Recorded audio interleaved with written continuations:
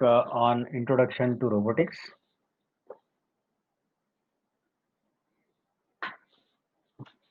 The learning objectives are state the meaning of robotics and describe the robotic system.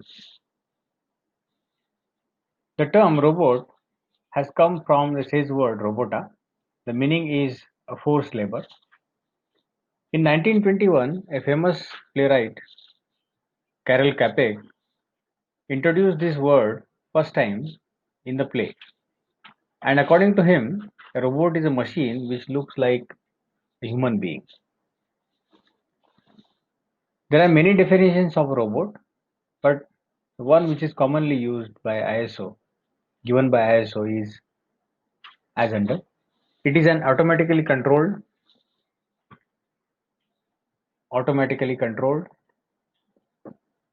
reprogrammable, multi-purpose manipulator, which is programmable in three or more axes, which are mobile and industrial applications. Now coming to robotics, it is a branch of science which deals with the issues related to the design, manufacturing, and uses of robots. So the term robotics is introduced first time by Isaac Asimov in 1942, and it made the history, and later on there are many developments in the field. As the robotics is related to many areas, the fundamental required to develop the robotic system is includes the areas in physics, mathematics, mechanical engineering, electronics engineering, electrical engineering, computer science, and many others. If you look into the robotics, there are three H which are used to make an robotic system. First is an hand, meaning here is the components which makes the robot, and the robot kinematics is related to our hand system. Second is a head. In a head, this is related to a control of a system. So as our head, as a head of a human, the head of the robotics will be a control system which operates and which is used for making a decision. Third is an heart. Heart is an upcoming branch which deals with giving emotions and intelligence to the robot as the human.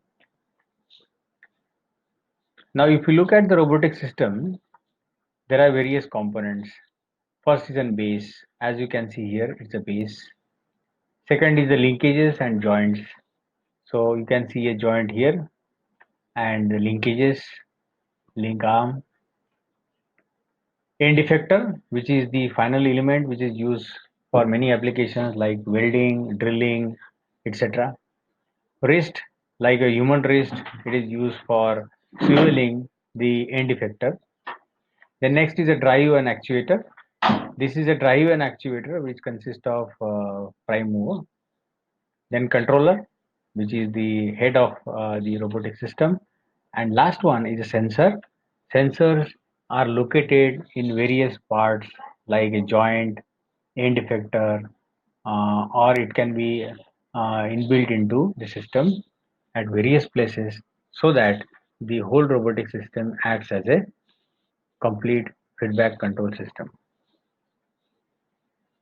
Now coming to robot subsystem, there are three subsystem.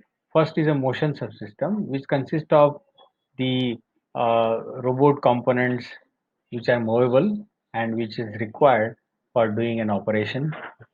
That may include the drive system, or it may be consist of linkages, a drive system like gears, belt drive, chain drive, etc. Second subsystem is a control subsystem, which is actually a computer where the decisions are made and accordingly the information is sent to the robot.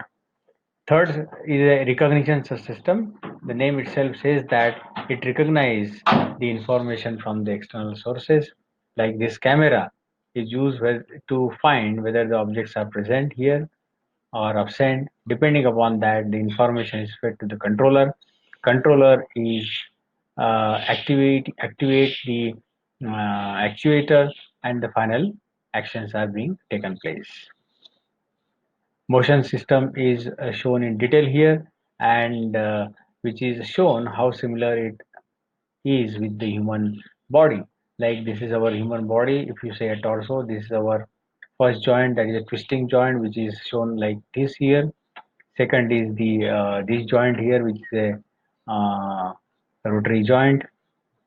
Next one is an elbow, similar to this, and then the wrist, similar to the wrist which is mounted here, and the last one is a gripper. So gripper is generally connected to the last link to a joint 6.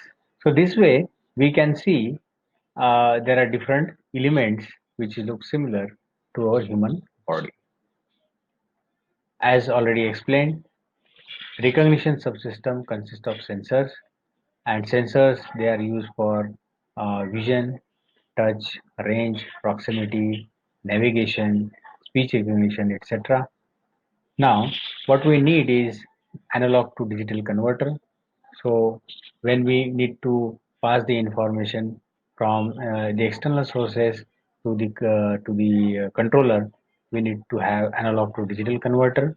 So, it interfaces the sensor with the robot control system. So typical control systems look like this, where the controller gets the information from the sensor, information in terms of joint velocity, displacement, or acceleration. It is processed here in the controller, and the information is sent to the robot, which is actuated by the actuator. So there are typical digital controllers which are used like KRC2 for KUKA robot, and they uses different programming languages like Simple Basic, Fortran, C, C++, or it can be very specific to a robot. For example, like for KUKA robot, the language KRL is used, and for Fanuc, they use a Carel language. A control subsystem also consists of digital to analog converter, which is required for activation of the actuator. That means the information from the controller it is given to electrical motor. So we need a DAC controller. So typical DAC control, which can be seen over here. Then the amplifier. Suppose the information is consisting of a signal and it is very weak. So in that case, we need an actuator to control the and to send information to electrical motor. So typical KUKA KR-C2 controller, which can be seen here. This is all about the introduction. Thank you.